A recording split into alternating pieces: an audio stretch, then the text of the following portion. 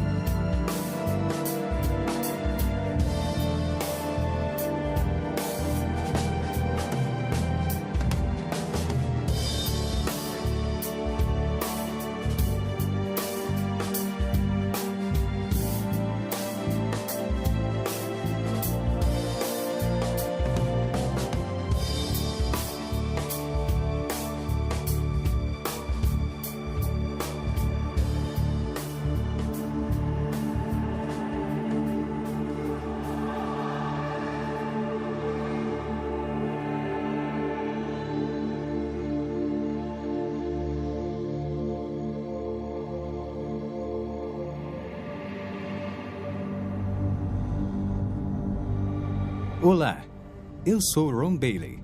Bem-vindo ao Fenômeno Lázaro, onde buscaremos respostas para os fenômenos mais intrigantes. Existe mesmo vida após a morte? Todo mundo já deve ter feito essa pergunta pelo menos uma vez na vida. Paramos de existir no dia em que damos o último suspiro? Ou haverá algo além disso?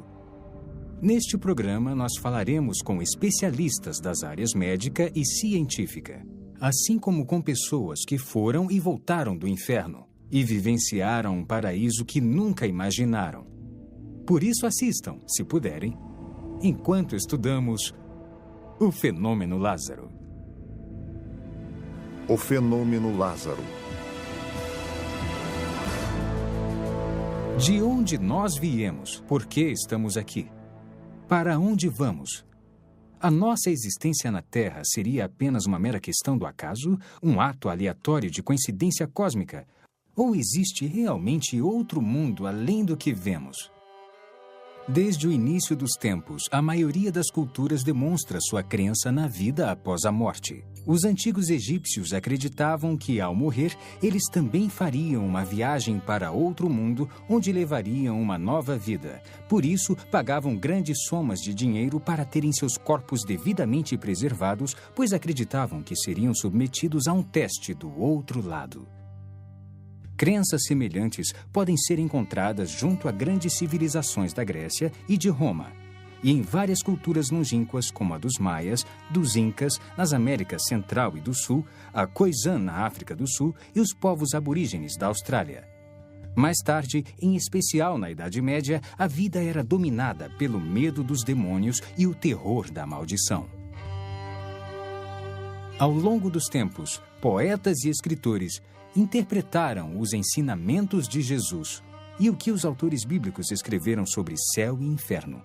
Uma história em particular, narrada pelo próprio Jesus, era sobre o homem rico e Lázaro. Havia um homem rico que se vestia de púrpura e de linho fino. E havia um mendigo chamado Lázaro, que se deitara ao seu portão, cheio de chagas, e ansiava comer o que caía da mesa do rico.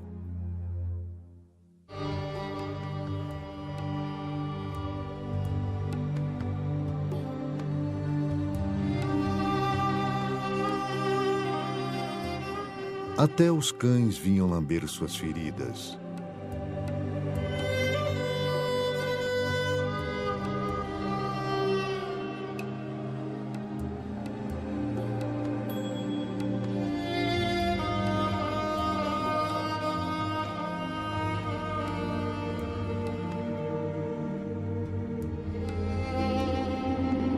Chegou o dia em que o mendigo morreu, e os anjos o levaram para junto de Abraão.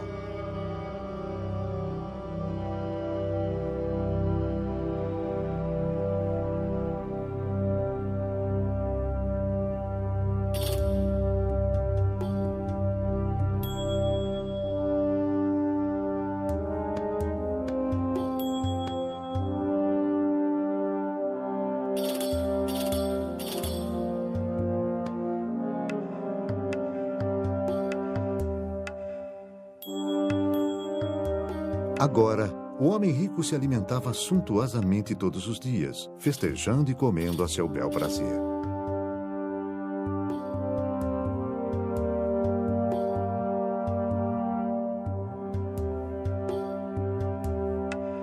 Mas chegou o dia em que o rico também morreu e despertou no Hades.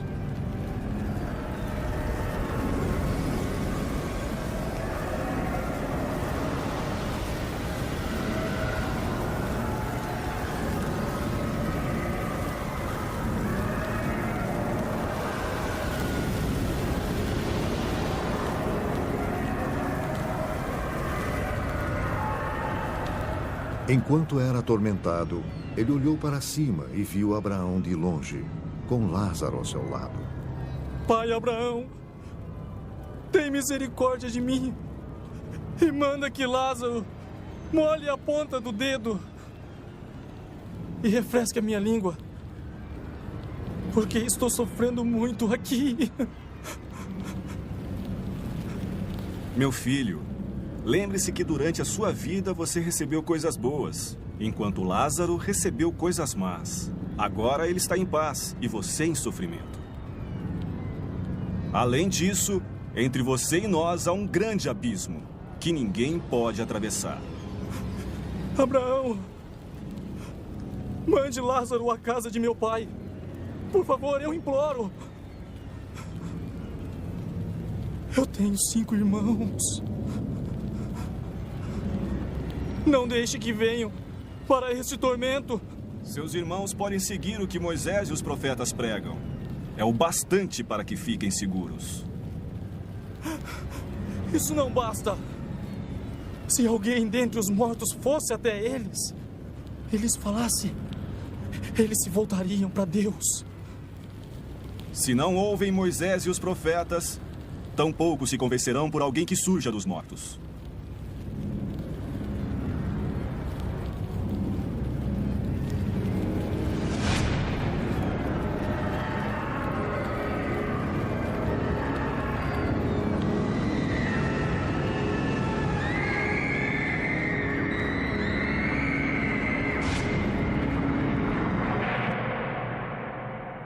Mas seria esta crença, esse instinto humano aparentemente universal, um mero produto de superstições e doutrinas religiosas? Ou haveria uma evidência científica real para apoiá-la?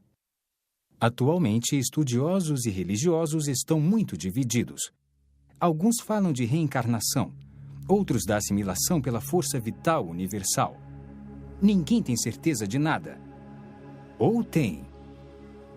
Perto do fim do século XX, surgiu um fenômeno onde as pessoas relatavam experiências de quase morte, também conhecidas como EQMS, nas quais encontravam algum tipo de realidade após a morte. A medicina moderna começou a se referir a esses casos como o fenômeno Lázaro, por causa de um outro personagem bíblico que também se chamava Lázaro e que foi ressuscitado por Jesus 4 dias após sua suposta morte. Mas o que é uma experiência de quase morte? O Dr. Jeff Long nos fala. Bem, conforme o termo experiência de quase morte sugere, essas pessoas sofrem um episódio no qual ficam gravemente comprometidas fisicamente. Geralmente é um mal físico que ocorre de repente ou no final de uma doença crônica. As experiências de quase morte são rapidamente associadas à parada da função cardíaca ou da função respiratória, e com muita frequência a ambas. E devido aos 10 segundos depois disso e ao EEG, que mede a atividade elétrica cerebral, fica totalmente plana, é inexplicável do ponto de vista médico que essas pessoas tenham uma experiência consciente. Há muito mais provas de que ocorrem mais coisas nas experiências de quase morte, o que não se explica do ponto de vista médico. Há pessoas cegas, inclusive de nascimento, que têm experiências de quase morte e, para a maioria, são experiências visuais, fato que é totalmente inexplicável do ponto de vista médico. São pessoas cegas cuja primeira experiência na vida em que enxergavam e podiam ver as coisas foi durante a experiência de quase morte. Não há outra explicação para isso. Há inúmeros relatos de pessoas que têm experiência de quase morte onde a consciência se separa do corpo. Por isso, de um ângulo privilegiado de suas consciências, elas conseguem ver e ouvir o que acontece em torno delas, enquanto estão sendo ressuscitadas. Frequentemente, elas conseguem ver com detalhes incríveis tudo o que acontece em volta. De todas as experiências de quase morte que estudei, onde a consciência se separa do corpo e dá para ver eventos do cotidiano, praticamente tudo que descreveram era totalmente plausível.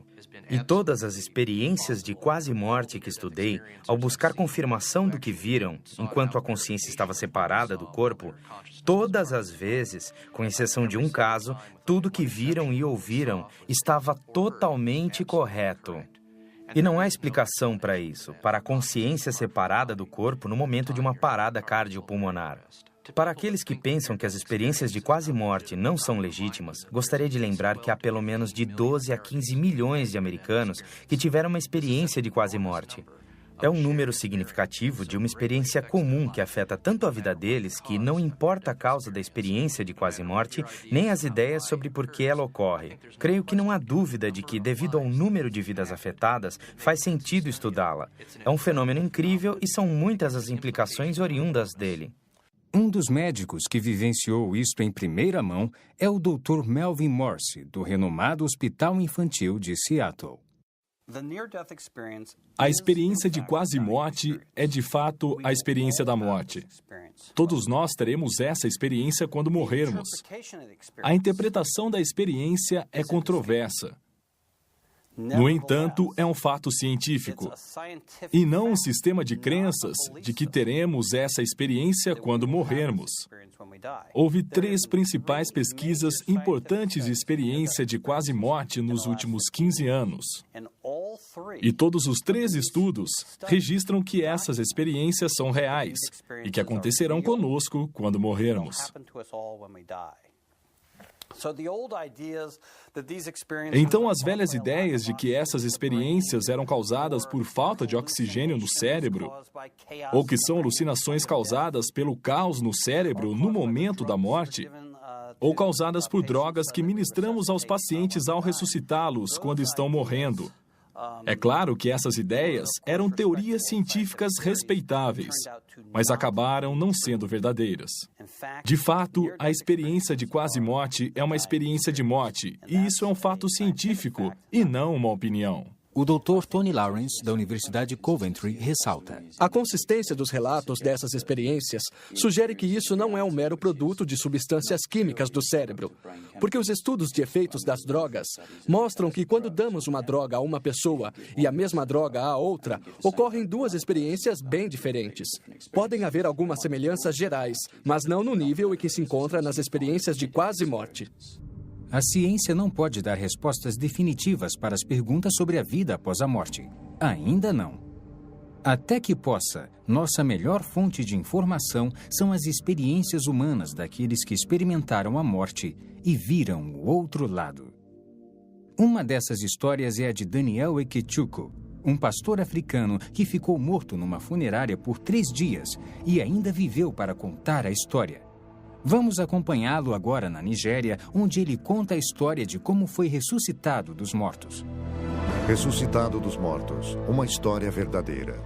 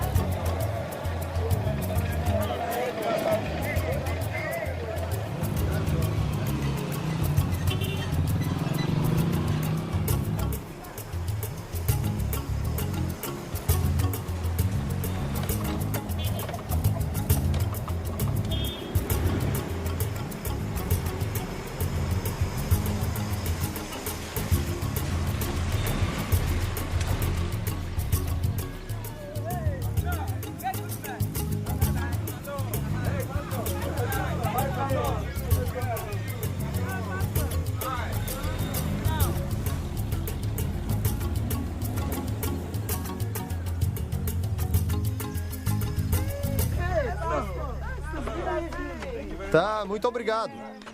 Olá, crianças, como vocês estão? O Natal para a família Ikechukwu sempre foi uma época de celebração. Celebração do nascimento de Cristo e do amor dos amigos e da família. Oi, pai. Oi! Trouxe um bode para o senhor. Mas desta vez, tudo foi diferente. Aparentemente, tudo parecia bem. Mas por dentro, Daniel estava fervendo de raiva e intolerância. Ele havia brigado com a esposa recentemente e ainda nutria um profundo ressentimento.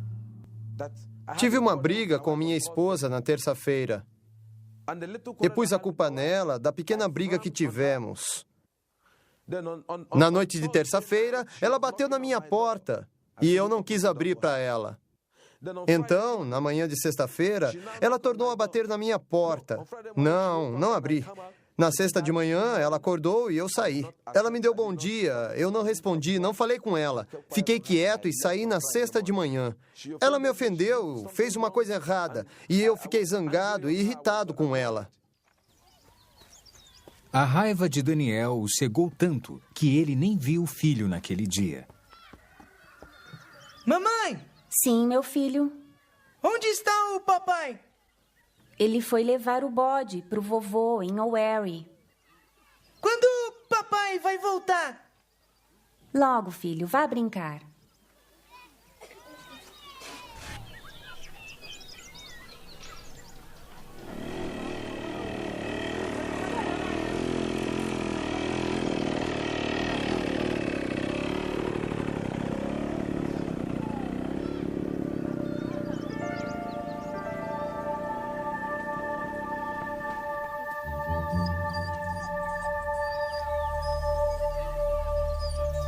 Os pensamentos de Daniel estavam confusos, como se sua mente estivesse em outro lugar.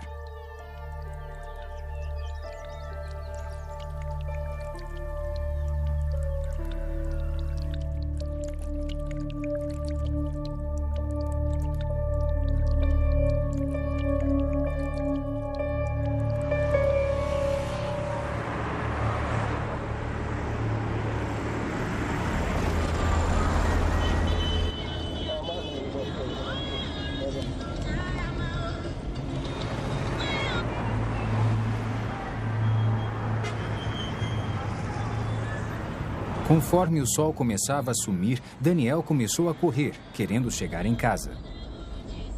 Ele ainda estava muito zangado.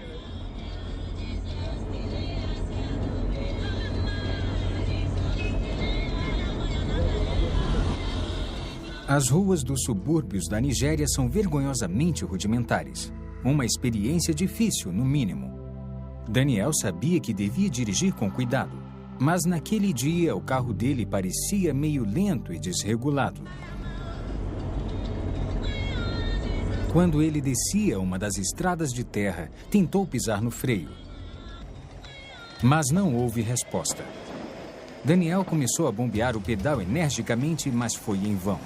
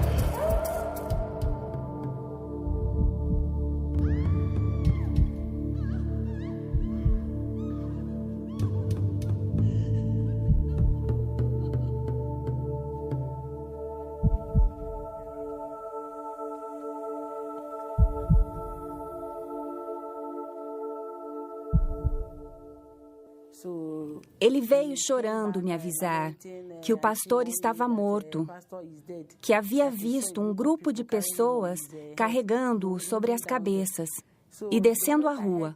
No instante em que ouvi seus gritos e ouvi que o pastor estava morto, eu soube que era meu marido. Por isso, comecei a correr na direção do local que havia ocorrido o acidente. Quando Neca chegou ao local do acidente, ela soube que Daniel ainda estava vivo, mas em estado muito grave. Curiosos o haviam levado para o hospital local, onde Neca o achou. Após ter sido levado para a UTI do Hospital Boronino, Daniel se recusou a ser tratado. Em vez disso, insistiu para que fosse levado até o médico da família na saída de O'Wary. Preciso ver o Dr. Miserec. É o médico da família em O'Wary. Médico da família? Eu não entendo. É o que meu marido quer, doutor. O cirurgião do hospital disse à esposa de Daniel em termos bem claros que ele não estava em condições para viajar devido à extensão dos ferimentos. Senhora, ele não está bem. Está confuso agora. Ele precisa ficar aqui. E não está em condições de decidir o que é melhor para ele. Por isso... Mas apesar dos apelos do cirurgião, Neca foi firme. É o que o meu marido quer. Se ele for agora, receio que ele possa morrer. E não posso impedir isso. Eles nos liberaram naquela noite. Me mandaram assinar e disseram que a responsabilidade era minha. Então assinei. Assim, nós o levamos para o médico particular de O'Wary. No caminho, ele me chamou e disse que eu devia cuidar da igreja, do ministério e das crianças. Cuide das crianças e do ministério. Não tente falar. Construí uma casa para você. Por favor, não fale. Alguns são chamados mais cedo e vão embora. Quando a ambulância que me levou do hospital com minha esposa estava em alta velocidade para me levar para um hospital melhor, então, de repente, eu tive algumas sensações. Olhei para cima e vi 2 anjos. Quando Daniel viu os 2 anjos, ele quis que sua esposa soubesse. Mas o anjo fez sinal para que ele ficasse em silêncio. Na mesma hora, o poder da fala de Daniel foi arrancado dele. Neca começou a chorar, temendo que Daniel morresse. Os anjos seguraram Daniel pelos ombros e o ergueram para fora da ambulância. De repente, Daniel se viu em outro lugar com um dos anjos. Daniel, tenho muita coisa para lhe mostrar. Quando olhou, Daniel viu um lugar com uma multidão de pessoas reunidas. E a aparência era a mesma que os anjos. A cor delas era de um branco puro e seus corpos pareciam brilhar de radiação. Devido à aparência semelhante, Daniel achou que estava vendo uma reunião de anjos.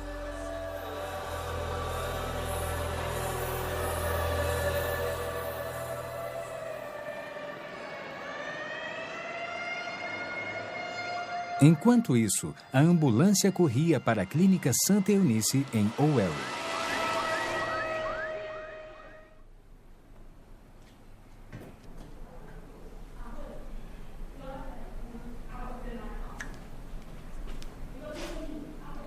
Neca e um amigo da família esperavam com muita ansiedade enquanto o Dr. José Anebunua examinava o paciente.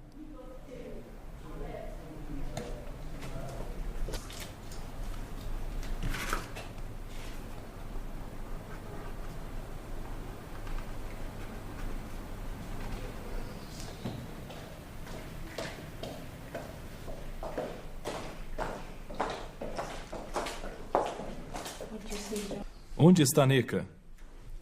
Ah, eu sinto muito. Sinto muito. Não havia mais nada a fazer. Sinto muito. Este é o atestado de óbito. Entregue ao agente funerário. Ele cuidará de vocês. Sinto muito.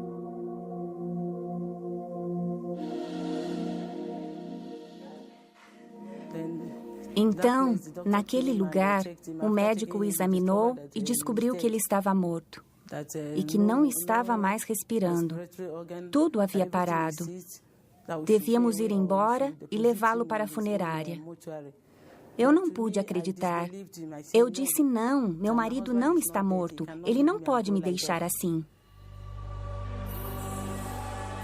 Esta não é uma reunião de anjos, Daniel. É uma reunião dos santos.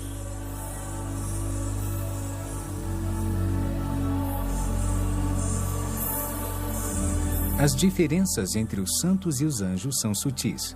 A cor deles é um branco puro, brilhante da cabeça até os pés.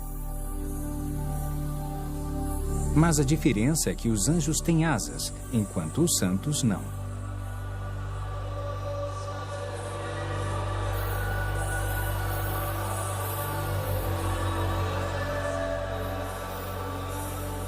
Os santos estavam adorando a Deus. Eles adoravam a Deus em uníssono e erguiam as mãos enquanto cantavam.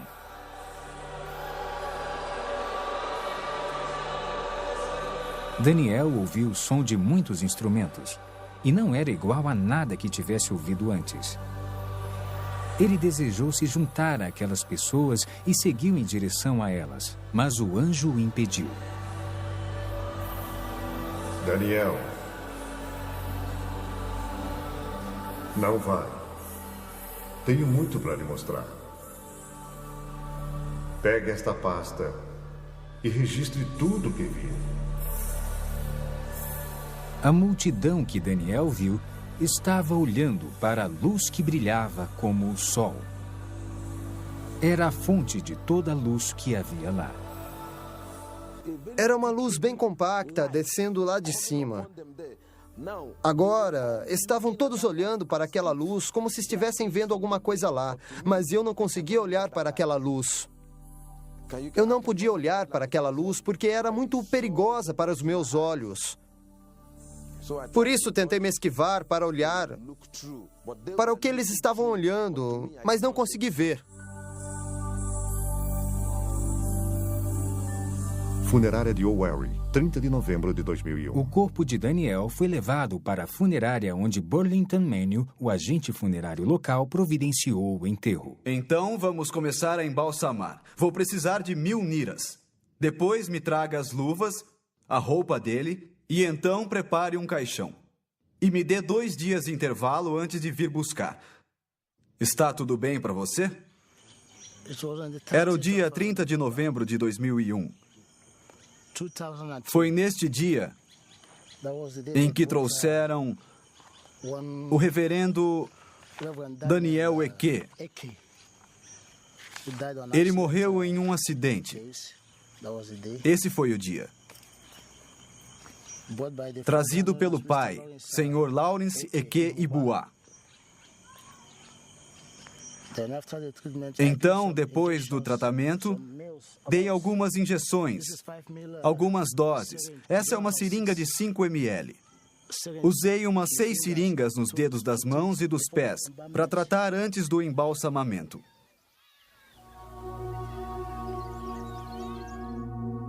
O dia 30 de novembro de 2001 foi uma data que ficou marcada para sempre no coração e mente de Neca Ekechukwu. Ela, de fato, se lembra muito bem.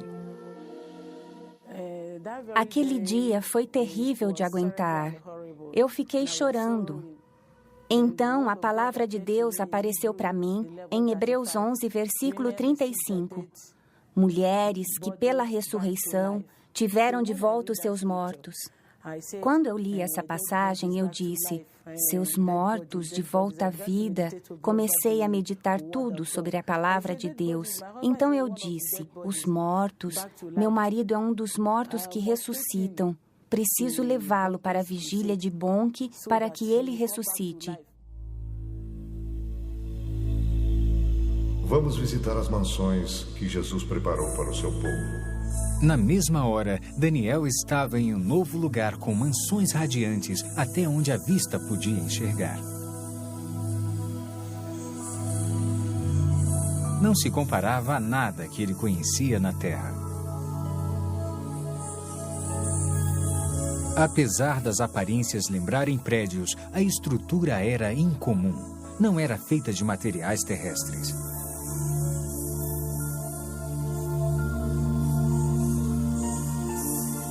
Elas pareciam estar vivas, se movendo. Daniel, Jesus terminou seu trabalho. As mansões estão prontas, mas os santos não estão prontos. Havia um som de linda cantoria e adoração, e parecia vir de toda parte.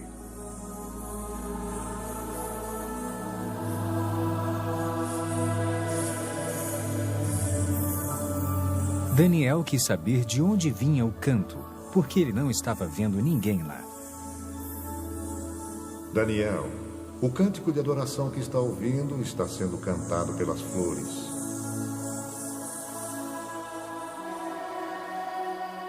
Quando olhou, Daniel viu as flores balançando em resposta à música.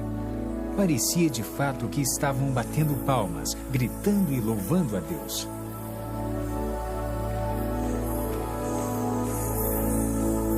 Estão esperando pelos santos.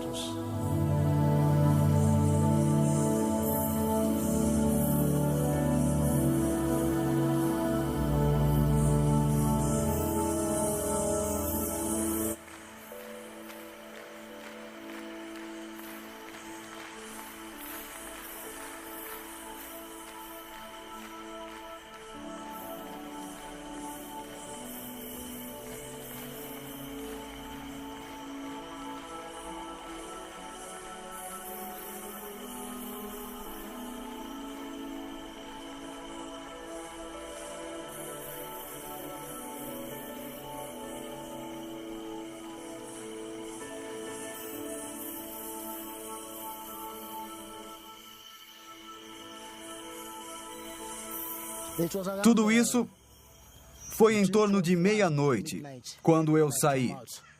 Comecei a ouvir barulho por aqui. Fiquei imaginando se as pessoas da igreja estavam em vigília ou algo parecido. Continuei ouvindo cantorias, louvores, palmas.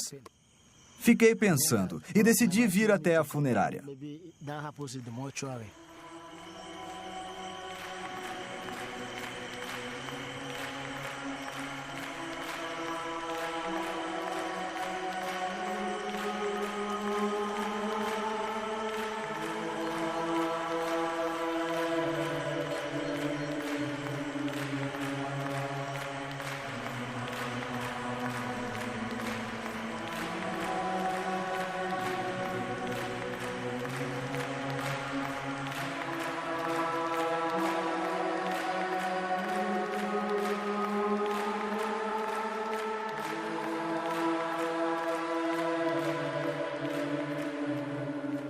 Agora, vamos visitar o inferno.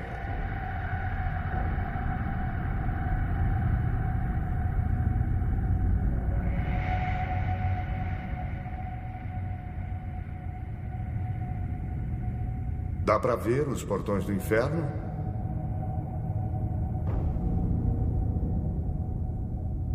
O anjo ergueu a mão e, conforme ela desceu, os portões abriram com um grande barulho.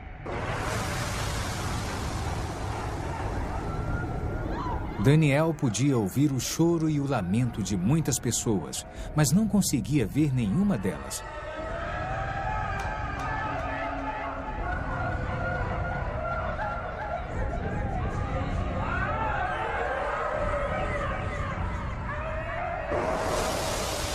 Então uma luz brilhou do corpo do anjo para a escuridão, para que Daniel pudesse ver com mais clareza.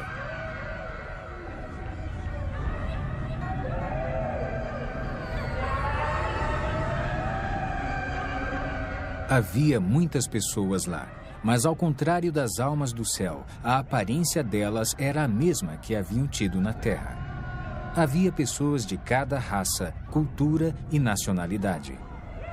Cada pessoa parecia aprisionada em seu próprio tormento pessoal, um tormento que continuava pela eternidade, e não podiam se comunicar com as outras. Os sons de choro e lamento eram quase ensurdecedores.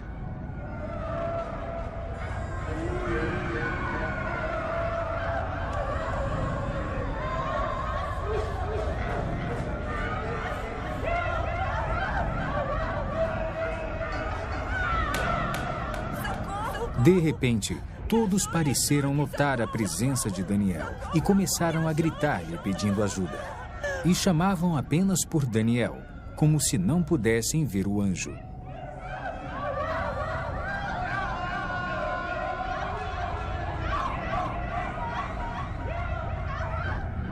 Por favor, me ajude! Sou um pastor! Roubei dinheiro da igreja e menti! Me ajude! Por favor! Estou pronto para me arrepender! Me ajude! Na mesma hora, depois que o pastor fez aquela declaração, a força que o atormentava pareceu aumentar.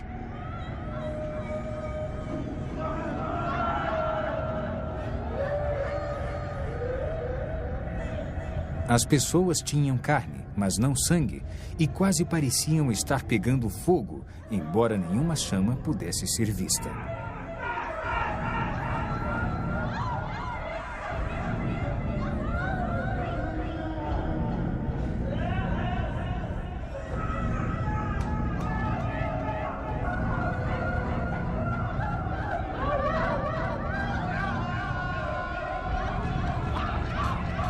Havia um grupo de pessoas que estava comendo a própria carne. Elas vomitavam o que comiam e a carne crescia de volta. Isso continuava em um ciclo interminável de tormento.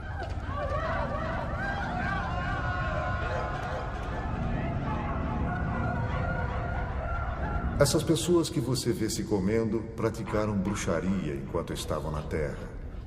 Elas se especializaram em comer carne humana e agora elas vão se comer para sempre. Elas estão colhendo o que plantaram. Aquele lugar não é bom para nenhum ser humano criado por Deus. E Deus não fez aquele lugar para o ser humano. Fez para o diabo e seus agentes. Mas seres humanos teimosos que desobedecem a Deus como o diabo também irão para lá. Deus não tem a intenção de pôr nenhum ser humano no inferno. É um lugar perigoso e mortal. Ele o criou para o diabo e a sua gente. O que viria a seguir seria uma declaração surpreendente feita pelo anjo. Daniel nunca imaginou em sua vida que ele ouviria o julgamento. Daniel,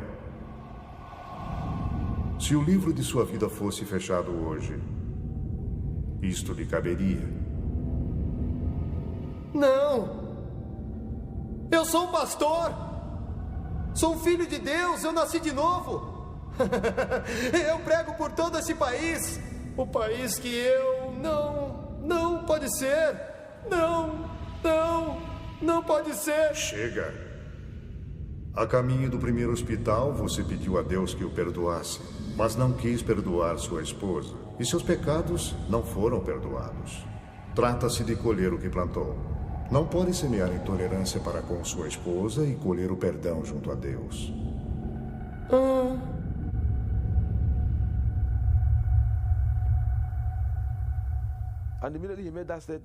No instante em que ele disse aquilo, meu espírito me convenceu que o que o anjo havia dito, ou o meu julgamento, era verdade. Eu não disse não, porque me lembrei que havia brigado com minha esposa na quinta-feira. E na briga que eu havia tido com ela, eu a havia ofendido. Então, na noite de quinta-feira, ela bateu em minha porta. Não abri a porta para ela. Então, na sexta-feira de manhã, ela bateu de novo em minha porta. Não, na sexta de manhã, ela acordou e saiu. Ela disse, bom dia. Eu não aceitei. Não falei com ela. Fiquei em silêncio e parti na sexta de manhã. Entende o que eu fiz? Porque minha esposa me provocou. Ela me ofendeu, ela fez uma coisa errada e eu fiquei com raiva dela. Fiquei irritado. E não aceitei a sua saudação. Parti na sexta-feira. Quando estava voltando, sofri um acidente e morri.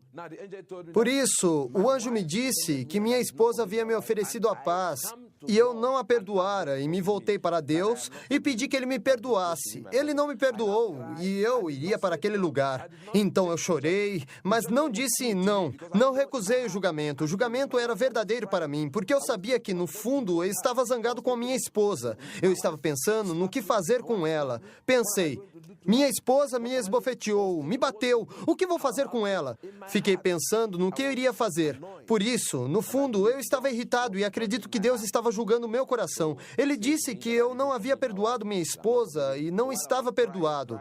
Fiquei chorando, chorando e gritando sem parar. Só dizia, viu como destruía minha alma? Enquanto eu gritava e chorava, eu tive medo, as lágrimas cobriram meu rosto. Entrei em pânico porque aquele lugar não é bom para ninguém. E o modo como estavam as coisas, se Deus quisesse mesmo me mandar para o inferno, nada o impediria. Enquanto nós discutíamos, um grupo de pessoas, milhares de pessoas estavam sendo mandadas para o inferno.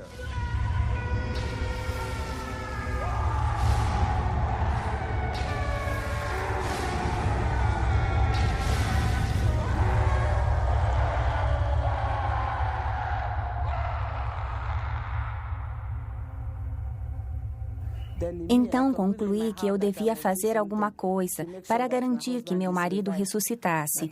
Eu acreditava que ele ressuscitaria se eu desse um passo de fé e alguma coisa boa resultasse disso. Papai? Papai? Hã? Vamos levar o corpo dele para a igreja. O quê? Vamos levar o corpo de Daniel para a igreja. Ada, minha filha. Daniel está morto. Ele partiu. Ele vai ressuscitar, eu sei que vai. O sogro de Neca recusou seu pedido de tirar o corpo da funerária. Mas, enquanto isso, do outro lado da cidade, tudo funcionava milagrosamente em favor dela.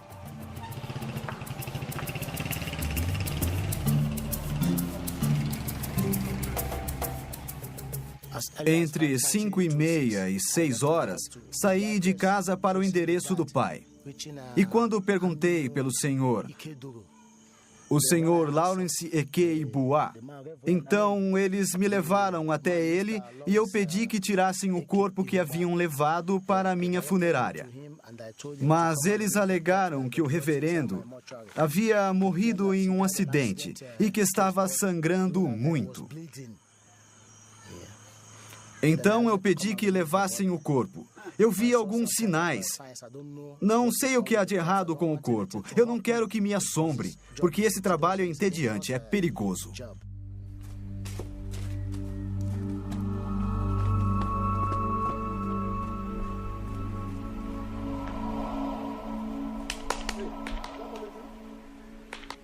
Bom dia.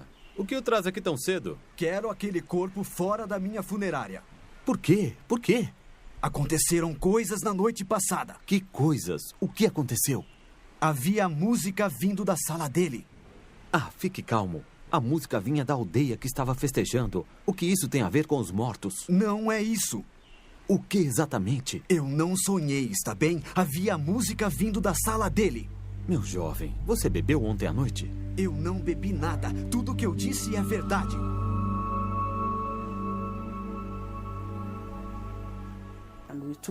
Então, nós o tiramos da funerária, o vestimos e o colocamos dentro do caixão. Depois saímos de Owerri e seguimos para Onisha. Entraram na gloriosa catedral, Missão da Graça de Deus, onde nosso reverendo Bonk fazia uma vigília.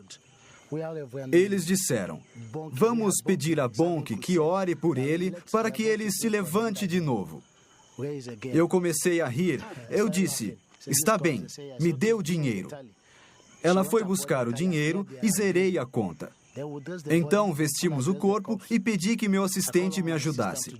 Contrataram uma ambulância. Eles pegaram o caixão branco dentro da sala e eu disse, está bem, eu vou com vocês, quero testemunhar. Talvez seja o poder de Deus ou o que for, eu saberei. Quando chegamos com a sirene, houve muita tensão. O pessoal da segurança queria uma autorização do governo local ou do governo federal que estava com Bonk. Achavam que éramos pessoas ruins, queriam matar Bonk, como na outra vez. Me empurraram para todo lado. Resisti aos empurrões e àquela tortura. Me insultaram e xingaram de tudo que foi nome, mas cederam na hora em que disse que ele estava morto, que era um homem de Deus, que as pessoas não deviam me matar, que ele havia sofrido um acidente e morrera, e que deviam nos deixar levá-lo para dentro para que Bonk pudesse orar por ele, e que eu acreditava que ele iria voltar à vida. Os seguranças não deixaram que entrassem no local, achando que podiam ter uma bomba no caixão. O cortejo foi conduzido para um local atrás da igreja. Daniel foi retirado do caixão e colocado sobre uma mesa. As pessoas começaram a orar por ele, pedindo a ressurreição. Então o anjo disse que ia me mandar de volta ao mundo para divertir esta geração, porque seria o último aviso para ela.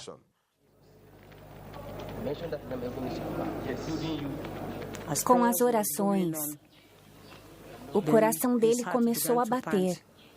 A vida voltou em seu coração. Continuamos orando sem parar. Enquanto tudo isso acontecia, ele começou a respirar aos poucos, mas seu corpo ainda estava rijo.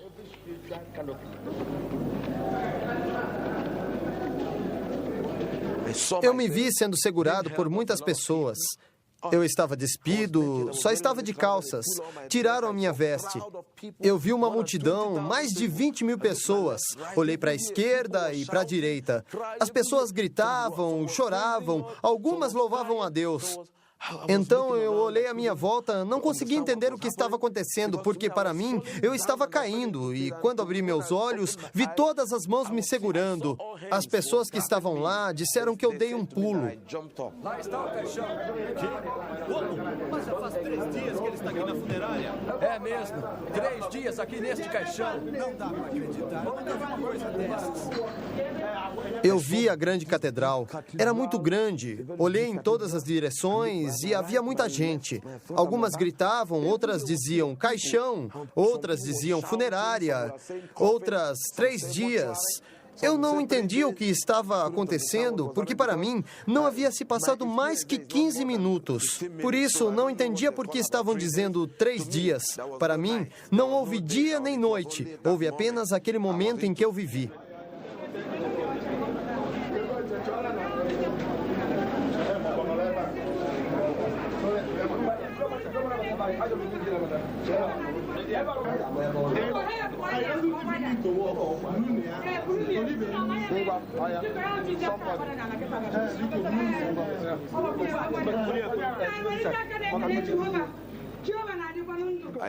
Então, perguntei à minha esposa o que estava acontecendo. Ela me pediu para ficar quieto até chegarmos em casa. Eles me trouxeram para casa, este lugar com minha esposa. Quando entrei no quarto, era 2 de dezembro. Perguntei à minha esposa o que estava acontecendo. Por que falaram do caixão, 3 dias e funerária? O que estava acontecendo? Então, minha esposa começou a olhar o meu corpo e onde haviam ejetado as drogas.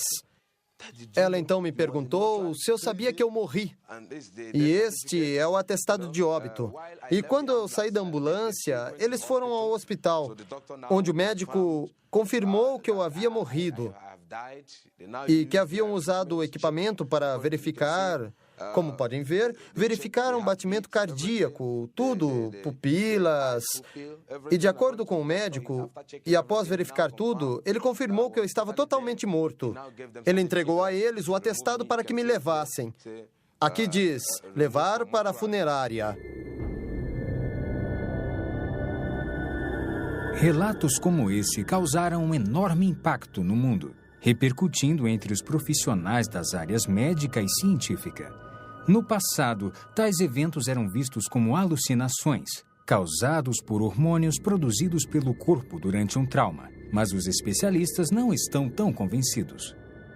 As alucinações costumam ser experiências bastante desordenadas e não se comparam às ações organizadas e estruturadas que se tem na experiência de quase morte. No meu site da internet, faço a seguinte pergunta: sua experiência foi irreal de alguma forma? E fiz recentemente um estudo sobre isso.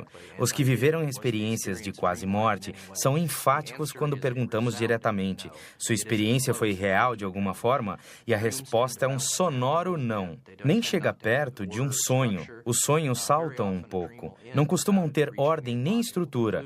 Com frequência, ele termina sem chegar a uma conclusão lógica na sequência dos eventos. Isso não acontece na experiência de quase morte. Ela é altamente estruturada e ordenada. Costuma ter uma parte inicial bem lógica e no final da experiência bem estruturada e ordenada, há um final também ordenado. E é quando a experiência termina.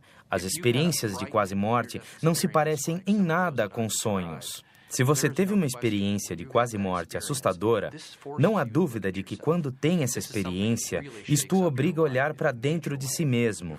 É uma coisa que abala a sua vida de forma avassaladora. Você precisa pensar: por que isso aconteceu? Isto é a realidade? Ela o obriga a entender o que é a realidade que acontecerá quando morrer. O Dr. Richard Kent, um médico aposentado, estuda a experiência de quase morte há muitos anos, viajando pelo mundo e escrevendo livros sobre o tema. Dos 300 casos que ele estudou, um total alarmante relata a existência de um mundo semelhante ao encontrado por Daniel Ikechukwu.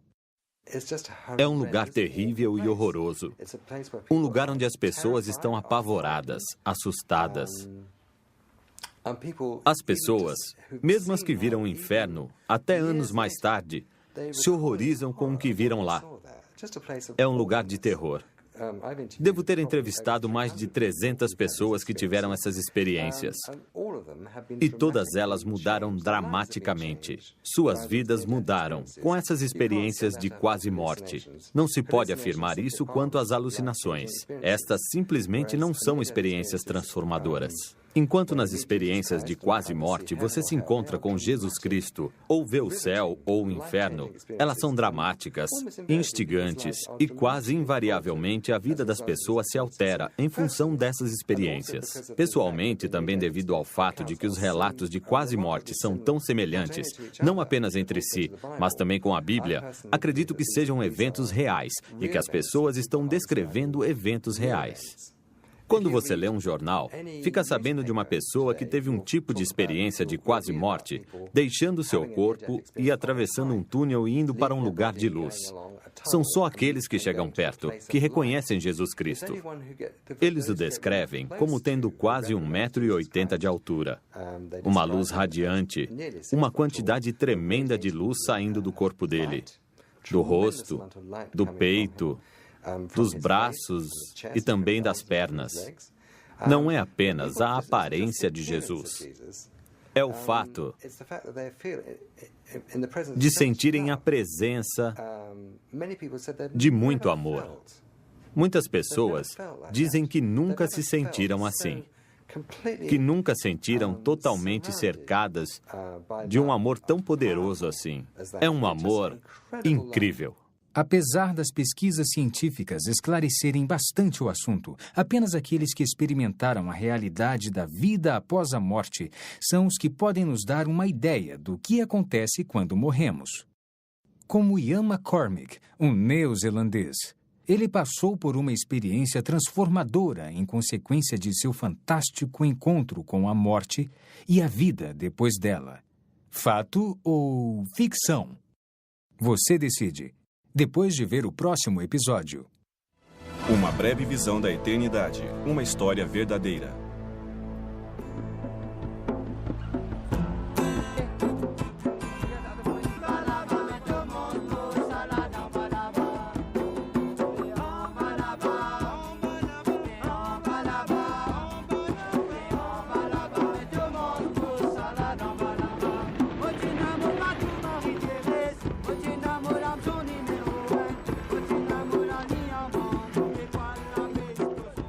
Em 1900, creio que no final dos anos 70, vi um filme chamado Alegrias de Verão, que falava de dois garotos californianos com suas pranchas de surf, viajando pelo mundo em busca do verão interminável, nenhum inverno e a onda perfeita.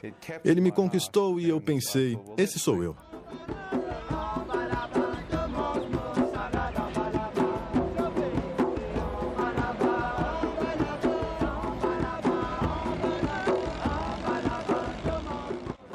Viajei durante 2 anos pela Austrália, sudoeste da Ásia, Bali, Sri Lanka, Malásia, e fui parar numa pequena ilha chamada Maurício. Lá havia um ótimo surf e local para mergulhar. Eu surfei e mergulhei e levei a vida dos pescadores crioulos Simone e Daniel, do Dune, num lugar chamado Baía de Tamarim.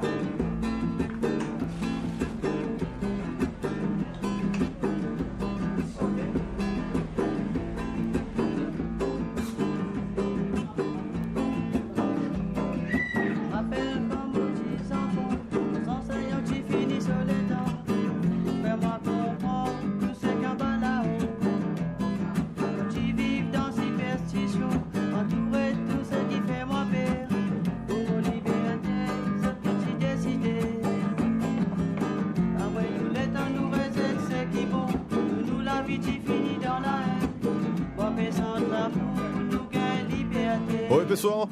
Ei, espere, Ian. Vamos mergulhar essa noite?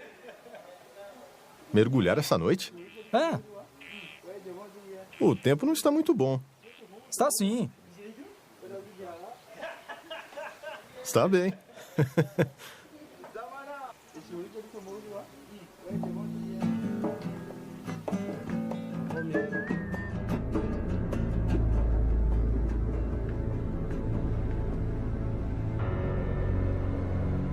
Conforme avançávamos, dava para ver o reflexo da luz na água e quando espirrava, a água ficava cintilando. Uma linda noite. Fomos até Rivière Noire, que fica no Recife externo, e paramos. E começamos a pegar lagostim.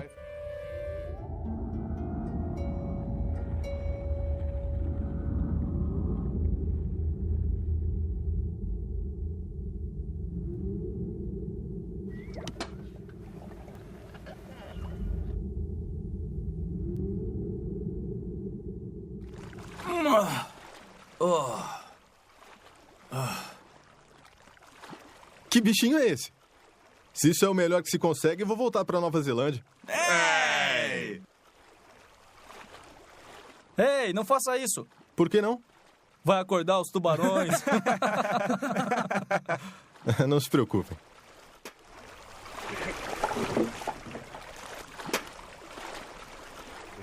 Escurecia cada vez mais conforme as nuvens chegavam. Não havia luar nem muita luz na água.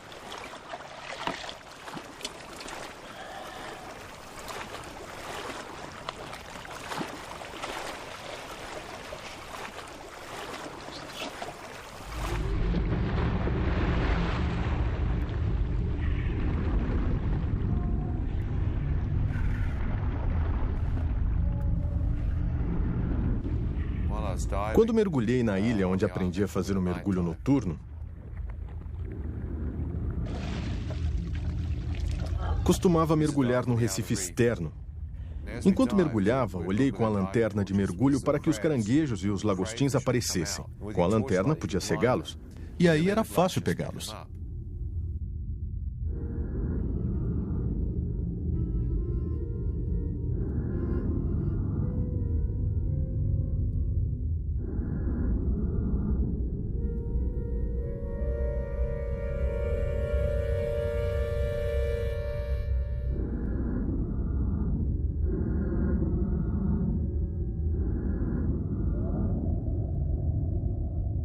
Quando olhei em volta, começaram a surgir algumas águas vivas em forma de cubo, dedos como tentáculos.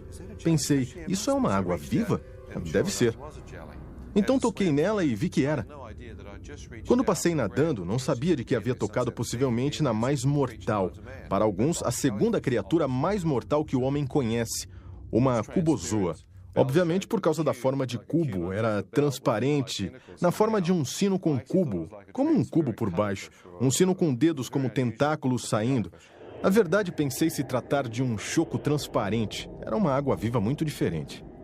Alguma coisa bateu no meu braço e me picou. E parecia que milhares de volts de eletricidade entravam no meu braço. Isso me sacudiu bastante na água.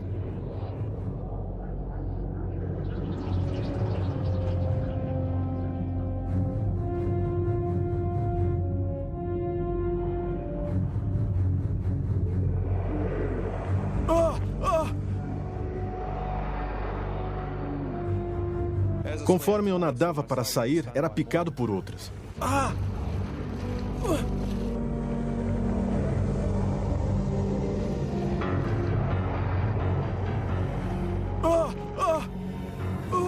Fui picado uma quarta vez. Ei, o que foi? Ei, Ian, o que foi? O que foi, Ian? Me o que ajudem. aconteceu? Vamos tirá-lo daqui, vamos tirá-lo. Depressa, vamos. Venha, me ajude. Vamos tirá-lo. Com mais força, pessoal, me ajudem. Rápido, depressa. Vamos tirá-lo daqui. Rápido, me ajudem aqui. Vamos, pessoal. Pra lá, vamos. Pro barco, vamos. Ajuda aqui, tragam para o barco. Vamos. Isso. Puxa. Vamos, suba. Força, vai, agora. Isso aí, Ian, vamos.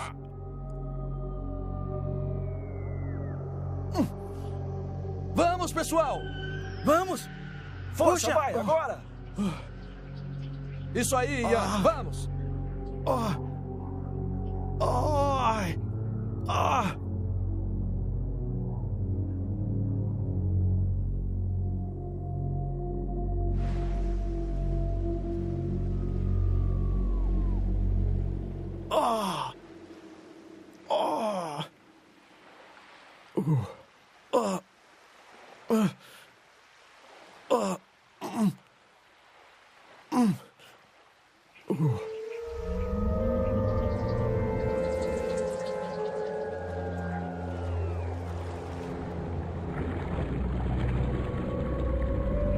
Meu braço direito ficou paralisado e arrastando na água quando fui atingido uma quinta vez. Enquanto sentia a dor, pensei, o que foi que eu fiz para merecer esse tipo de castigo ou revide? Veio uma avalanche de lembranças de coisas que eu havia feito de errado na vida, e lá estava eu pensando, bem, não adianta pensar nisso. Se mereço ou não, estou morrendo. É melhor tentar me manter lúcido. Enquanto o rapaz me levava pela lagoa, tentei ficar o mais calmo possível, mas senti o veneno indo para os meus rins, como se alguém tivesse me dado um soco nas costas, conforme o veneno avançava pelo lado direito do meu corpo. Quando cheguei à praia, o rapaz me ajudou a sair. Dei um passo à frente e minha perna direita dobrou embaixo de mim. Percebi que o veneno já havia adormecido ou paralisado o lado direito do corpo. O jovem me carregou pela areia. Foi muito cansativo. Moço! Ei, fica tranquilo, você vai melhorar. Ei, moço! Fica tranquilo, você vai melhorar, cara. Está bem? Fica tranquilo. Percebi que ele temia por seus irmãos no Recife.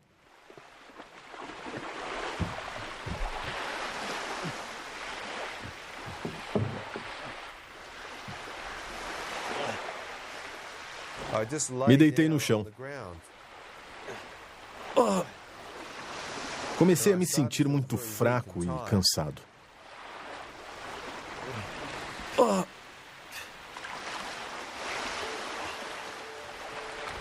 Senti que meus olhos começavam a se fechar e, conforme isso acontecia, ouvi uma voz me dizer, filho, se fechar os olhos, nunca mais acordará. O quê? Quem disse isso?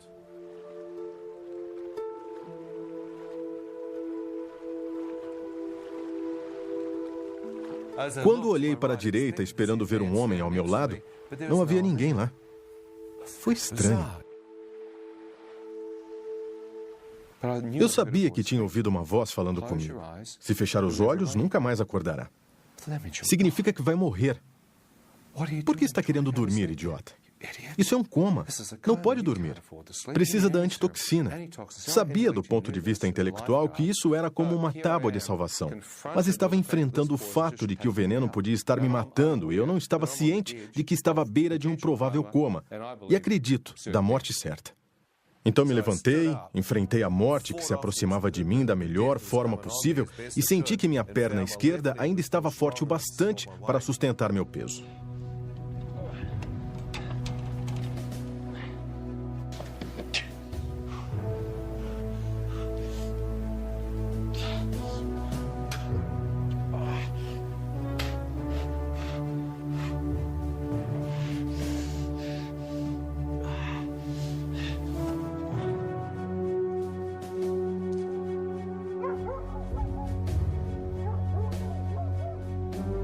Andei por algum tempo e coloquei meu peso no lado esquerdo do corpo e me encostei na estrada para esperar ajuda.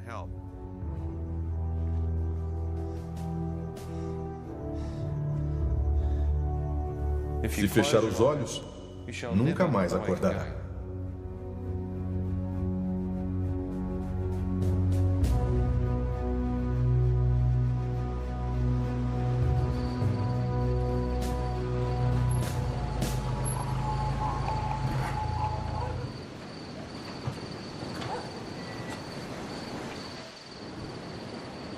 Ei!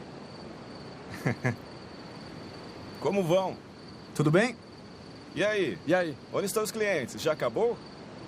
Ei, olha aquele cara! Um surfista bêbado de novo. Ei, me ajudem! Por favor, me levem para o hospital. Você tem dinheiro? Tenho. Eu pago. Quanto você tem? 50, 100 dólares, qualquer coisa.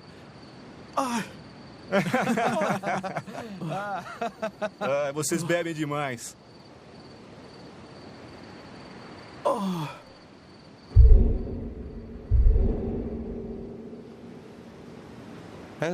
Enquanto se afastavam, acendiam um cigarro, me ignorando.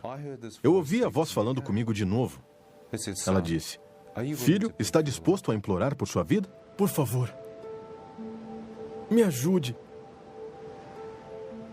Por favor." Quanto tem aí com você? Eu vou pagar. Eu vou pagar.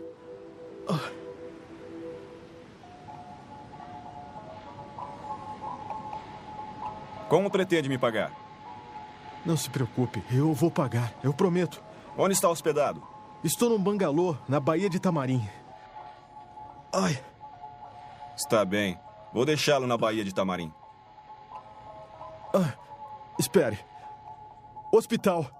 Você não tem dinheiro. Eu vou deixá-lo lá. Por favor.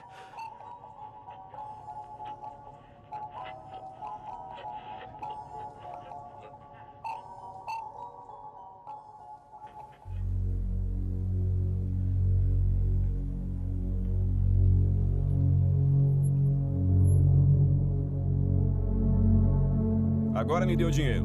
Por favor, me leve para o hospital. Vamos, me dê o dinheiro. Por favor. Cadê o dinheiro? Sai do carro, anda. Não. Por que fez isso Por comigo? favor. Anda, sai do carro.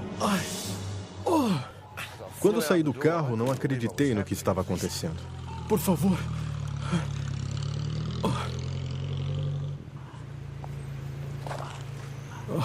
Enquanto fiquei lá deitado, podia ouvir a voz familiar de outro pescador da aldeia, o Daniel. Ian, o que aconteceu?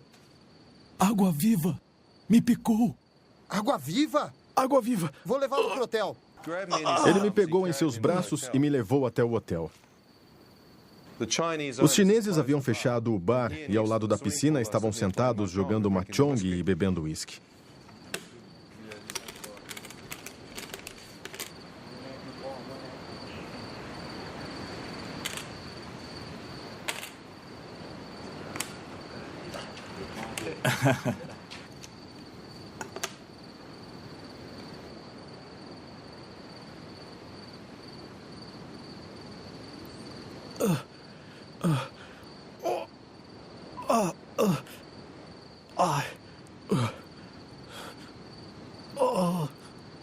Ei, Branquelo, o que há com você? Está drogado? Não. Foi água-viva. Hospital. Por favor. Preciso ir para o hospital. Hospital. Ei, o que foi? Que rapaz idiota. Por que fica furando o braço com seringas? O quê? Busque algo para ele beber. Estou com frio, por favor. Frio. Preciso de um cobertor. Esses caras pensam que eu sou viciado em drogas e estou quase morto.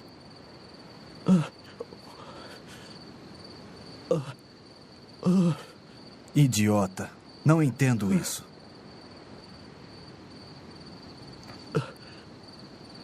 Frio. Muito frio. Me ajude.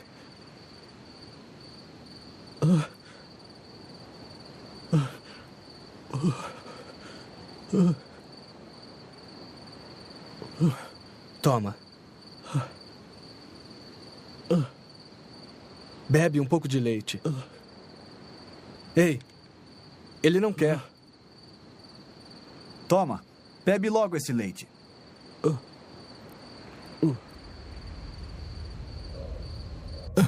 Me leva para o hospital no seu carro, por favor. Me leva no seu carro. Não. Fica aí esperando a ambulância se quiser. Ele quer ir no meu carro. Olhei para o outro lado. Sabia que se olhasse para ele, perderia a cabeça. Pensei comigo mesmo, se eu sobreviver a isto, você já era chinês. Ora, eu estava furioso. Olhei para o outro lado, pensando no que ia fazer com ele se eu sobrevivesse. E vi Daniel surgindo de repente, correndo em minha direção. Para minha surpresa, uma ambulância estava chegando no estacionamento. Depressa, andem. Foi picado por uma água-viva. Vamos logo. Como? Água-viva? Está tudo bem, Ian. Tudo bem. Não se preocupe, não se preocupe. Você vai ficar bem.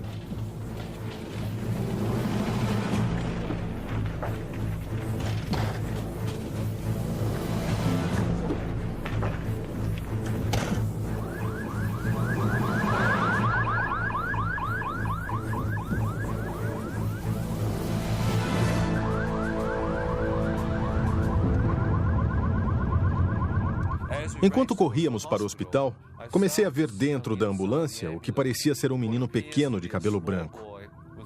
Eu vi trechos da vida de um menino com cabelo cor de neve e então percebi que estava olhando para mim. Eram trechos da minha própria vida. Será que estou tão perto assim? Com a mente fiz uma conferência mental dos meus sinais vitais. Minha mente indicou que eu estava bem perto da morte. Enquanto estava lá deitado, pensei... Bem, posso estar bem perto da morte. Posso não conseguir. Enquanto estava ali deitado, sem saber o que fazer, vi aparecer diante de mim uma visão clara da minha mãe. Ela olhava direto nos meus olhos. Ela disse o seguinte: Ian, não importa o que você fez na vida, filho. Não importa quão longe esteja de Deus. Se você chamar Deus de coração, Ele o ouvirá e o perdoará. Pensei, se houver um Deus, qual é? Já havia visto milhares. Havia viajado pela Ásia, em Sri Lanka, Borá, Baturi. Havia estado em tantos lugares diferentes e fiquei lá deitado pensando. Deus, se você é real, apareça. Costumava dizer, só rezo se conseguir ver Deus. Enquanto estava deitado, pensei, apareça que eu rezarei. Nenhum rosto apareceu. Minha mãe continuou dizendo, ore de todo o coração. Deus, se você existe... Se isto é real, me ajude a orar. Me ajude a rezar a única oração que aprendi. Me ajude a lembrar o Pai Nosso.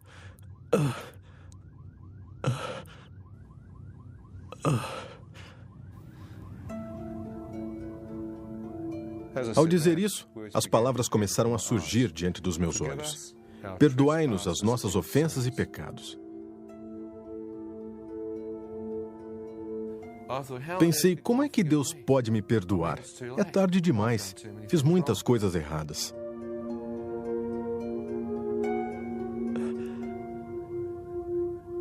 Deus, se você existe e pode me ouvir, por favor, me perdoe.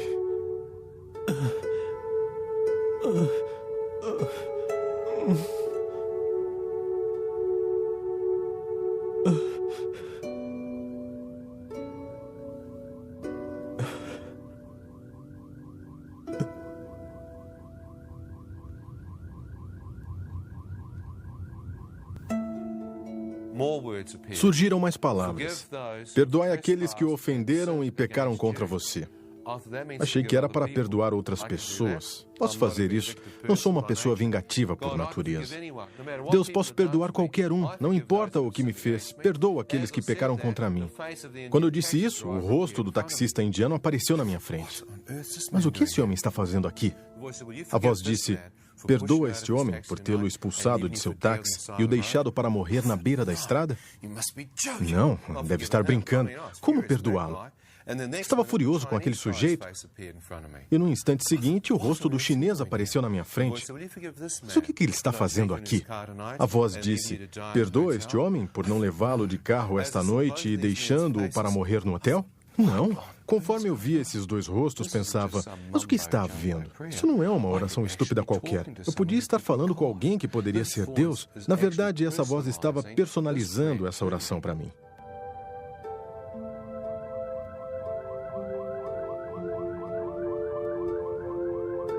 Deus, se puder me perdoar pelos meus pecados, perdoarei o que aqueles homens fizeram comigo. Seus rostos desapareceram na mesma hora. Vieram as próximas palavras: seja feita a vossa vontade, assim na terra como no céu. Vossa vontade? Eu tinha minha própria vontade. Então eu disse: Deus, preciso saber qual a sua vontade. Mas se me ajudar a passar por isso, eu buscarei, acharei e o seguirei, honrando-o todos os dias da minha vida. Quando eu disse isso, todo o Pai Nosso apareceu diante de mim. E pela primeira vez na minha vida, tive uma revelação total do que significava. Venha a nós o vosso reino, seja feita a vossa vontade. E fiquei lá deitado sentindo uma paz incrível. Sabia que de alguma forma aquela oração havia mudado completamente o levantar, o sentar e o ajoelhar repetitivo da liturgia. Eu orava de verdade no meu eu interior.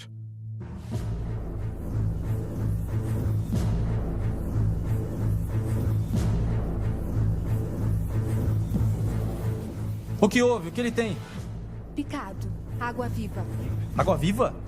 Senhor, consegue me ouvir? Enfermeira, busque a antitoxina. Vamos, vamos, depressa.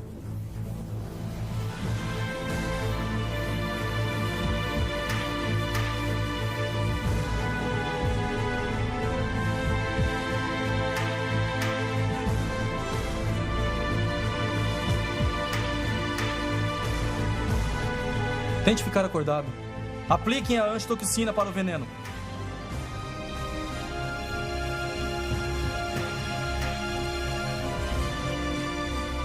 Doutor, não consigo achar a veia. Deixa eu ver. Vamos, faça assim. Dê uns tapinhas.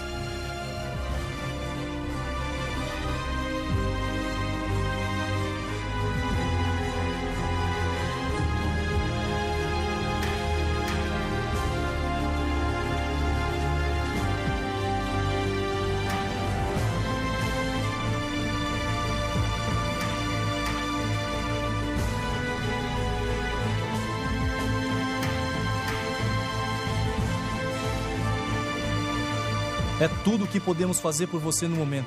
Lute, combata o veneno, tá?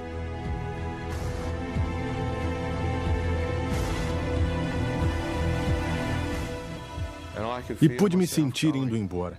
Foi terrível, assustador. Você pode ouvir tudo.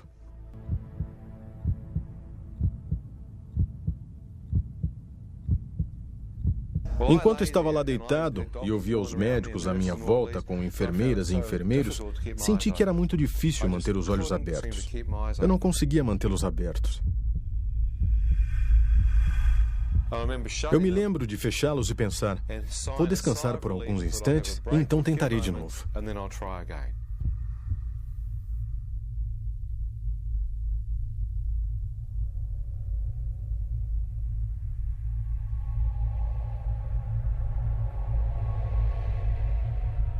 Ao fazer aquilo, tive uma sensação de libertação.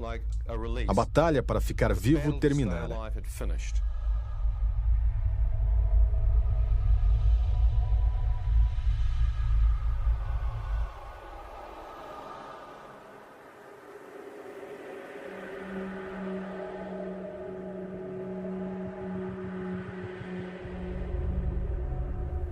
De repente, me vi de pé, bem acordado.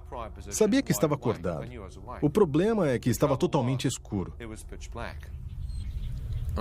Pensei, por que os médicos apagaram as luzes?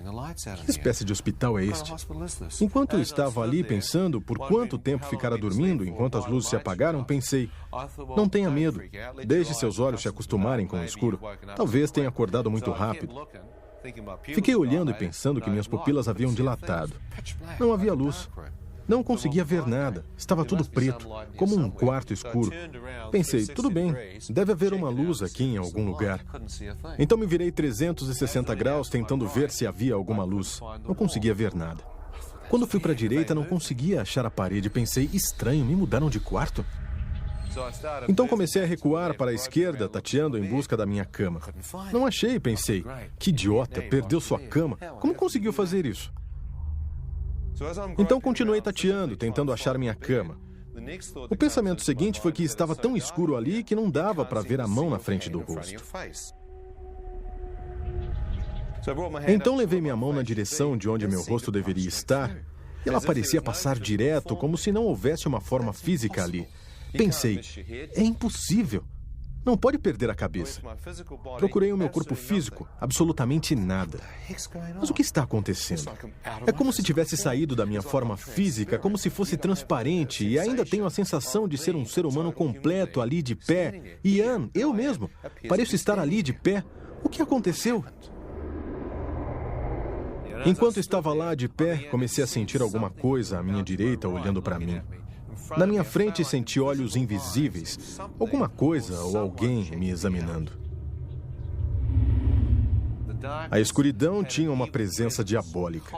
Um mal assustador, transgressor, imperava na atmosfera.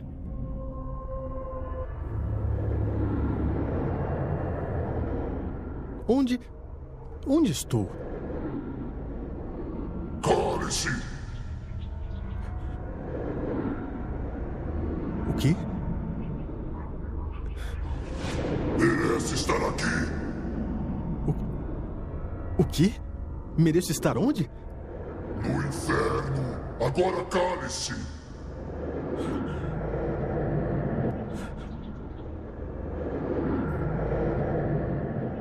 Enquanto estava ali, vendo que poderia estar mesmo no inferno, um facho de luz radiante invadiu a escuridão acima de mim. Quando a luz tocou o meu rosto, senti uma incrível presença me envolver e todo o meu corpo parecia se elevar do chão e ser transportado para essa luz radiante. Enquanto estava sendo levado por ela, pude ver que ela vinha de uma forma circular bem acima de mim. Senti um rastro de poeira sendo arrastado em direção a essa luz. Enquanto era levado em direção a ela, pensei, isto é real? Olhei para trás, por cima do meu ombro, e bem abaixo de mim, pude ver a escuridão. Ainda sem entender o que era aquela luz, comecei a me mover em direção à abertura, entrando nela. Ao ser arrastado pela abertura, pude ver que havia um túnel. E olhando toda a dimensão dele, pude ver a fonte da radiação. O primeiro pensamento foi que era o centro do universo. Olha só essa luz? Que poder emanando dela! Ao ser levado em direção a ela, observei uma onda de radiação saindo. E essa onda de luz que saiu da fonte me tocou. E me senti aquecido, confortado. Todo medo e escuridão pareciam ter saído e senti uma luz viva se apoderar de mim. Feixes de radiação vinham do centro, como um fogo branco, uma radiação fantástica da parte central. De lá, vi a luz brilhante abrindo caminho. Pensei, até as estrelas e as constelações do universo devem obter sua fonte de energia a partir deste ponto focal. Que luz seria aquela? Haveria alguém lá dentro, cercado por aquela radiação? Enquanto eu questionava a respeito, uma voz falou comigo do centro da luz. Assim que ouvi a voz dele, vi que era a mesma que havia falado comigo na ambulância, ao me dizer o Pai Nosso e para perdoá-los. Então eu estava mais tranquilo. E ele disse, Ian, você deseja voltar? Se deseja voltar, você deve ver sob uma nova luz. As palavras surgiram diante dos meus olhos. Deus é luz. E nele não há escuridão. Pensei, Deus é luz. Será que aquele era Deus? Então não havia mais nenhuma escuridão. Eu acabava de vir da escuridão. Quem quer que fosse esse ser estava totalmente separado da escuridão. Não vi sombra, não vi mal, apenas uma pura radiação branca e ele sabia meu nome. Será que eu estava na presença de Deus e falando com ele? Pensei, se for, ele é capaz de ver meu espírito totalmente nu. Ele pode ver tudo. Comecei a recuar. Enquanto eu recuava em direção à escuridão do túnel, observei ondas de radiação saindo dele. Esperei que me tocassem e literalmente me levassem de volta ao centro.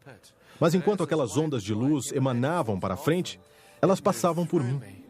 E tudo o que senti foi amor. O amor fazia com que me derramassem lágrimas. Estava simplesmente chorando. Podia sentir aquela aceitação vindo. Eu disse, Deus não pode me amar. Eu o amaldiçoei. Mais amor. Eu disse, tenho cometido, meu Deus, pecados. Tenho dormido por aí, usando drogas e mais. Conforme o amor aumentava cada vez mais, eu revelava o que sabia ser as coisas mais imorais da minha vida. Quando a luz se abriu, vi que bem no centro havia os pés descalços de um homem. Em torno dos tornozelos, uma veste branca ofuscante. Ela não era de tecido, mas de luz. Depois de ver aquilo, comecei a levantar o rosto e ver o peito do homem e seus braços estavam esticados, com a veste branca ofuscante, como se me recebesse. Quando olhei, eu soube que estava diante de Deus. Foi uma...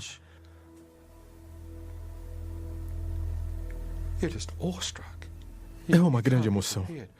Não dá para ficar preparado. Não há como se preparar para ver isso. Eu apenas fiquei parado em total admiração. Quando olhei em direção da cabeça dele, seu cabelo era de um branco radiante. Do seu rosto parecia haver luz brotando em ondas, emanando de todo o seu rosto.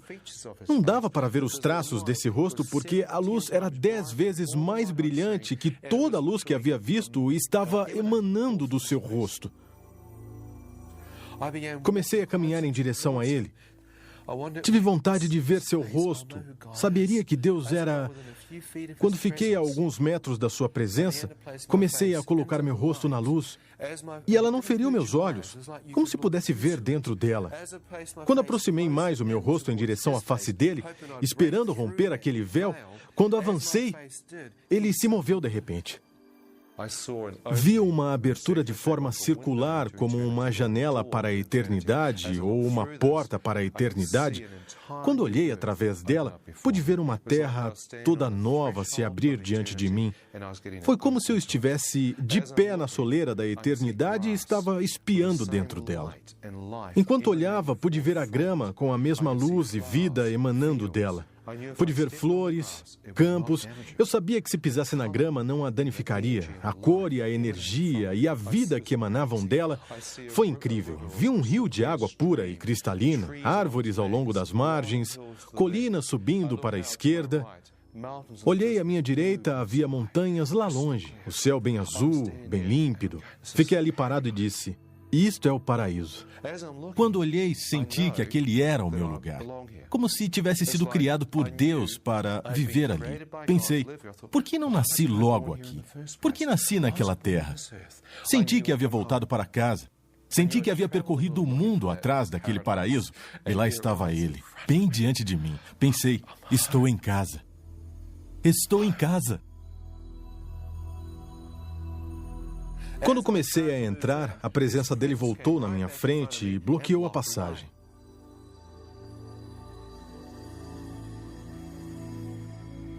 Ele me fez a pergunta, Ian, agora que você viu, você deseja entrar ou deseja voltar?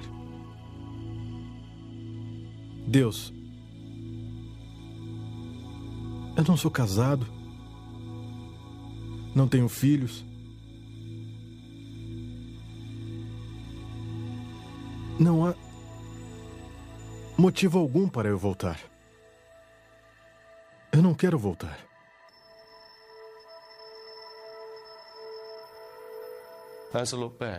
Quando olhei para trás, para minha surpresa, Deus me mostrou uma pessoa que me amava. No instante em que vi minha mãe bem atrás de mim, eu chorei. Pensei que não só havia mentido para Deus, como havia alguém que me amava. E pensei, se morri e isto está mesmo acontecendo, e eu entrar neste paraíso, na presença de Deus, será que minha querida mãe saberia que seu filho incrédulo havia orado naquela ambulância, se arrependido dos seus pecados, entregado sua vida a Deus, e que Deus havia escutado esse jovem e o convidado a entrar no paraíso? Pensei que minha mãe acharia que seu filho havia ido para o inferno. Pensei que receberia um telegrama ou um fax dizendo, seu filho morreu ontem à noite, quer que ele seja enviado num caixão ou as cinzas num jarro. Pensei, se isso acontecesse, poderia destruí-la, ela sofreria tanto, perderia a família. Então pensei, aqui estou eu, que egoísmo eu passar e deixar minha mãe me enterrar.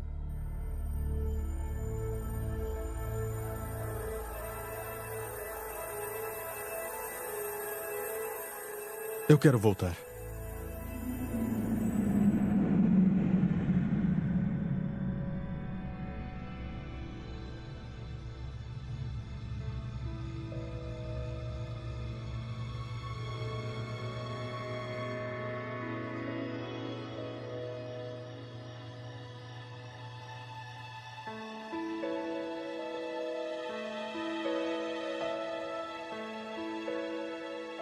Voltei instantaneamente à minha forma física no hospital com o médico que havia me tratado, segurando meu pé direito no ar com um instrumento afiado como um bisturi, examinando a sola do meu pé, mas eu não sentia nada, examinando um pedaço morto de carne.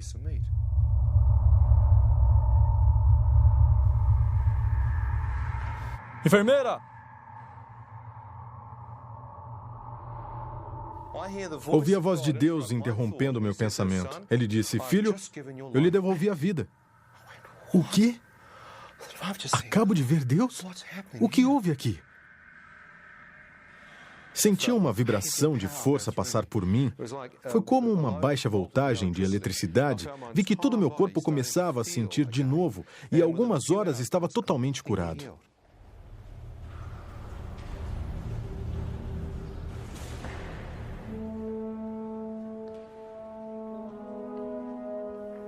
Perguntei, Deus, o que me tornei?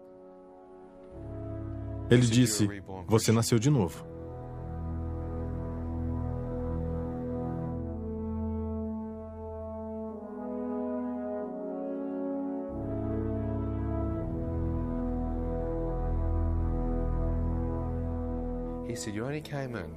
Ele disse, você só saiu porque seus pecados foram perdoados. E o sangue de Jesus o lavou. O sacrifício de Jesus Cristo redimiu seus pecados. Ao sair de sua presença, você se tornou branco como a neve. Eu disse que ele chegou para o lado. Ele disse, segundo Pedro, capítulo 3, versículos de 10 a 18. Deus criou um novo céu e uma nova terra para aqueles que o amam. Ele disse, toda esta terra morrerá, este corpo morrerá. Mas Deus disse, estar ausente do corpo é estar presente com o Senhor. Estar ausente do corpo é estar presente com o Senhor. Morte, onde está o teu aguilhão? A morte foi tragada. Como? Pelo poder da ressurreição de Jesus. O aguilhão da morte é o pecado, mas o dom gratuito de Deus é para aqueles que se arrependem de seus pecados. Seus pecados serão perdoados e eles terão vida eterna. Viver é Cristo, morrer é lucro. Quem eu tenho além do Senhor? Ele disse: uma nova terra e um novo céu e uma nova Jerusalém descerá do novo céu sobre a nova terra, e não haverá mais doenças, nem sofrimento, nem morte, nem guerra, e nós habitaremos com ele por toda a eternidade. E há um rio de vida jorrando do trono de Deus, e aqueles que beberem dele terão a vida eterna. Sabe, é muito fácil mesmo ir para o céu. A Bíblia fala em nascer de novo, receber Jesus em seu coração, receber o Espírito Santo no coração e simplesmente virar uma nova criação. Essas são palavras técnicas, mas é mesmo muito simples. Você só precisa fazer uma pequena oração para o Senhor, pedindo que Ele entre em sua vida, aceitá-lo como Senhor e que Ele morreu por nós. E então, você irá para o céu. É simples assim. Jesus disse que você pode se converter. Na Bíblia, diz que podemos ser salvos. Jesus falou em nascer de novo. Isso aconteceu comigo há 26 anos e mudou a minha vida na época. Mas falando com todas essas pessoas que estiveram no céu e outras que estiveram no inferno, houve um tremendo impacto sobre mim. Mudou totalmente a minha vida e da minha esposa. Durante meio ano estamos viajando, falando com as pessoas sobre o céu e o inferno. E é para falar com elas sobre o inferno que eu viajo por muitos países mundo afora. Porque creio que as pessoas devem saber que há um lugar a evitar. Pense bem, havia 2 ladrões na cruz. Um riu de Jesus e está no inferno. O outro fez uma breve oração e está no céu. É uma grande diferença. Talvez os mais convincentes de todos e únicas evidências verdadeiras tenham sido os relatos da vida real. Histórias como a de Daniel Ekechuko, que vimos hoje, e a de Ian McCormick mudaram para sempre nossa ideia da morte e da vida depois dela. Deus, demônios, um reino das trevas, um reino de luz. Fato ou ficção? É você quem decide. E não importa qual seja a escolha, baseada no que você viu, uma coisa está bem clara: o que nós fazemos na Terra ecoará por toda a eternidade. Eu sou Ron Bailey. Muito obrigado por assistir ao Fenômeno Lázaro.